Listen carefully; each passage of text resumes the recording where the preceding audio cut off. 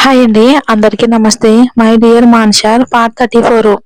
Sudden గా అర్జున్ కి ఎందుకు కోపం వచ్చిందో అర్థం కాక అతన్ని చూస్తూ ఉంటే కాస్త భయంగా అనిపించినా, నన్ను చూసి నువ్వు భయపడుతూ ఉంటే నాకెక్కడ అని అర్జున్ గుండెల వైపుకు చూపిస్తూ బాధగా ఉంది స్నేహ అన్న అర్జున్ మాటలు గుర్తొచ్చి కాస్త ధైర్యం తెచ్చుకుని, ఏమైంది అర్జున్ గారు అని అడిగింది స్నేహ చాలా చిన్నగా. ఈసారి ఆమె కళ్ళల్లో తనంటే భయం లేదు కానీ ఏదో తెలియని భావన కనిపిస్తూ ఉంటే అర్జున్ కోపం నెమ్మదిగా కరిగిపోయింది. కానీ లేని కోపాన్ని నటిస్తూ గంభీరంగా, నీకు నా మాట అంటే లెక్క లేదు కదా స్నేహ, నువ్వు నా మాట విని ఆ జాబ్ మానేసుంటే ఈ రోజు నీకు ఎలా అయ్యేదే కాదు అని అంటున్నప్పుడు అర్జున్ గొంతు బాధగా మారిపోవటం స్నేహ దృష్టి దాటిపోలేదు. అర్జున్ మళ్ళీ మాట్లాడుతూ, నేను నిన్ను రావడం కాస్త లేట్ అయితే నీ పరిస్థితి ఏంటో తలుచుకుంటూనే మొదటిసారి భయం అంటే ఏంటో తెలుస్తుంది స్నేహ.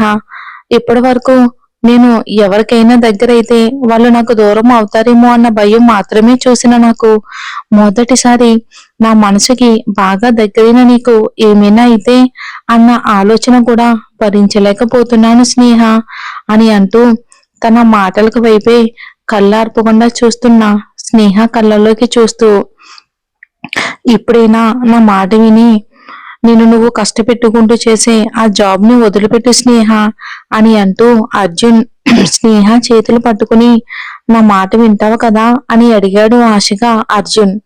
అర్జున్ కళ్ళల్లో తన ప్రేమ స్పష్టంగా కనిపిస్తూ ఉంటే ఆ ప్రేమకు తను మురిసిపోతూ, మీరు నా మీదున్న మీ ప్రేమను ఎప్పుడూ గుర్తిస్తారు అర్జున్ గారు అని అనుకుని నవ్వుతూ, నేను ఆ ఉద్యోగం ఇష్టంతో చేయట్లేదు అని అనింది.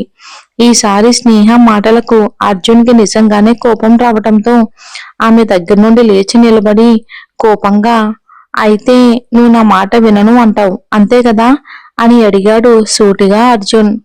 అర్జున్ కి కోపం వచ్చింది అని అర్థమైన స్నేహ లేచి నిలబడి తడబడుతూనే అర్జున్ చేతులు పట్టుకుని, ఇప్పుడేంటి అర్జున్ గారు, నేను ఆ ఉద్యోగం మానేయాలి అంతే కదా, మానేస్తే మీరు హ్యాపీ అంటే నేను తప్పకుండా మానేస్తాను అర్జున్ గారు అని అనగానే అర్జున్ సంతోషంగా స్నేహ పట్టుకున్న చేతుల్ని కుదిపేస్తూ, నిజంగానా, నిజంగానే అంటున్నావా స్నేహ అని అడిగాడు ఆనందంగా అర్జున్.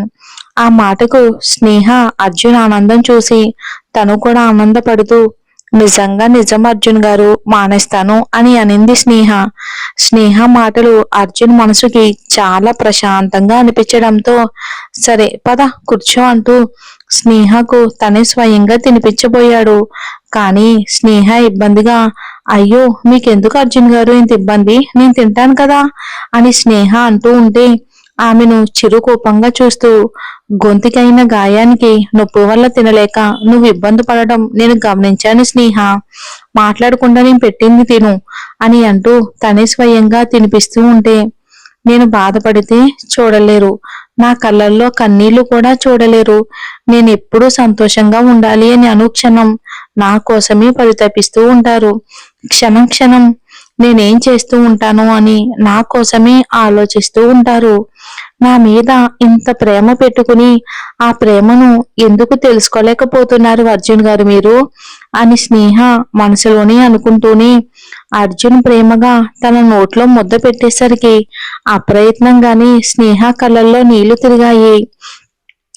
ఆమె కళ్ళల్లో నీళ్లు చూసిన అర్జున్ గుండె ద్రవించిపోతూ ఉంటే కంగారుగా స్నేహ కన్నీళ్లు తుడుస్తూ, ఏమైంది స్నేహ, కారంగా ఉందా అని అంటూ మొదటిసారి స్నేహ ఎంగిలి ముద్ద తను కూడా నోట్లో పెట్టుకుని తనకది మామూలుగానే అనిపించడంతో స్నేహ వైపుకు అయోమయంగా చూస్తూ, కారం ఏం లేదుగా స్నేహ, మరి ఎందుకు ఆ కన్నీళ్ళు, ఆ ప్రశ్నకు స్నేహ కన్నీళ్లతోనే అర్జున్ని గట్టిగా చుట్టేసి చిన్నగా ఏడుస్తూ, నాకు ఇంతవరకు మా నానమ్మ తప్ప ఎవరు అలా ప్రేమగా తినిపించలేదు అర్జున్ గారు, మీరలా నాకు తినిపించేసరికి నాకు మా నానమ్మే గుర్తొచ్చింది అని వెక్కి వెక్కి చిన్న పిల్లలా ఏడుస్తూ అర్జున్ గుండెల్లో ఒదిగిపోయింది.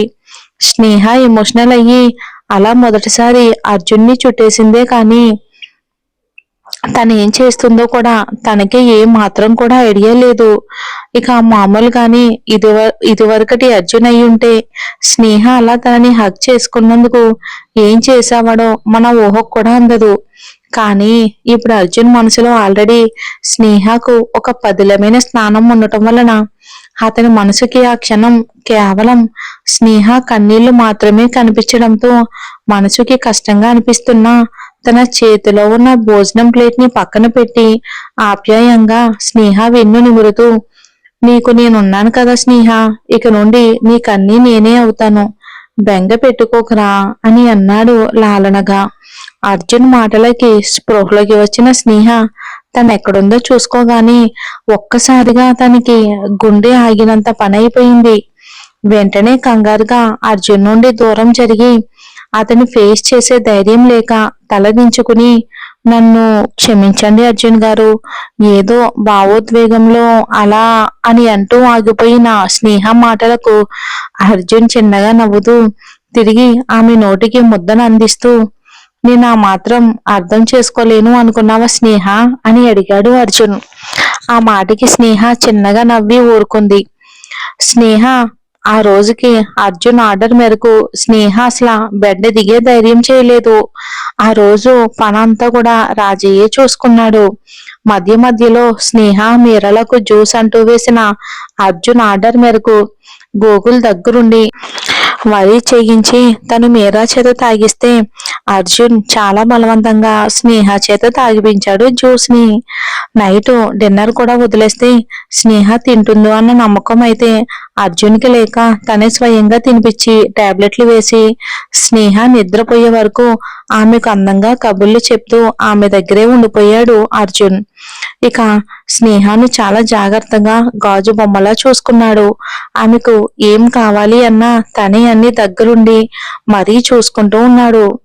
అటు మీరా విషయంలో ఆమెకు తెలియకుండానే కేరింగ్ చూపిస్తూ ఎప్పటికప్పుడు గోకుల్ని వేపుకుని తింటున్నాడు అర్జున్. అర్జున్లో వచ్చిన మార్పుకి అశోక్ గారికి సంతోషంతో కన్నీళ్లు తిరిగితే ఆ మార్పుకి కారణమైన స్నేహాన్ని తలుచుకుని నా నిర్ణయం ఎప్పటికీ తప్పు కాదు అని చాలా సంతోషంగా ఫీల్ అయ్యారు ఆయన.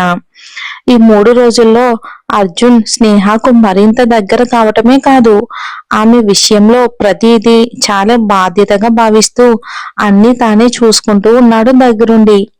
అర్జున్ మాట, చూపు, ప్రవర్తన, అతని ప్రతి కదలిక తన మీదున్న ప్రేమని తెలియచేస్తూ ఉంటే ఈ విషయం అర్జున్ ఎప్పుడు గ్రహిస్తాడో, తనని ఎప్పుడు దగ్గరికి తీసుకుంటాడో అని స్నేహ మనసు చాలా ఆరాటంగా ఉంది.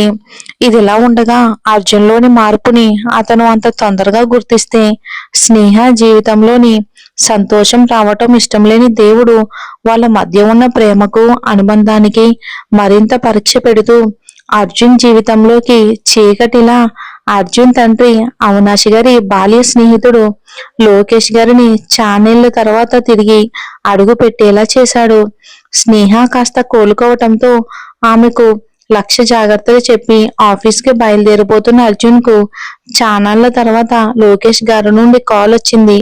సంతోషంగా లిఫ్ట్ చేసిన అర్జున్, నేను నిన్ను కలవాలి అర్జున్ అని అన్న లోకేష్ గారి మాటల్లో సీరియస్నెస్ దేనికో అర్థం కాని అర్జున్, సరే అంకుల్ ఎక్కడ కలవాలో చెప్పండి అన్నాడు. ఆయన ఒక ప్లేస్ చెప్పడంతో ఆఫీస్కి కాకుండా ఆయన దగ్గరికే బయలుదేరాడు అర్జున్. అర్జున్ ఫోన్లో మాట్లాడిన మాటల ద్వారా అతను మాట్లాడింది లోకేష్ గారితోనని అర్థమైన అశోక్ గారు కంగారు పడుతూ మనసులోనే, భగవంతుడా ఏంటయ్యా ఇది, ఇప్పుడిప్పుడే అర్జున్లో మార్పు వస్తుంది అని సంతోషపడేలోగా మళ్ళీ అర్జున్ జీవితంలోకి ఈ అమావాస్యను ఎందుకు తీసుకొస్తున్నావు, మా అర్జున్ని ఇంకా ఈ దరిద్రం వదలదా అని బాధపడుతూ దేవుణ్ణి ప్రశ్నించారు ఆయన. అర్జున్ తన మనసులో స్నేహ మీదున్న ఫీలింగ్స్ మీద ఒక క్లారిటీకి వస్తాడా, ఈ లోకేష్ గారి వల్ల ఇద్దరి మధ్య దూరం పెరుగుతుందా, వీళ్ళ జీవితం ఎటు మలుపు తిరగబోతుంది. ఈ లోకేష్ మన స్టోరీలో చాలా ఇంపార్టెంట్ క్యారెక్టర్. మరి చూద్దాం ఏం జరుగుతుందో.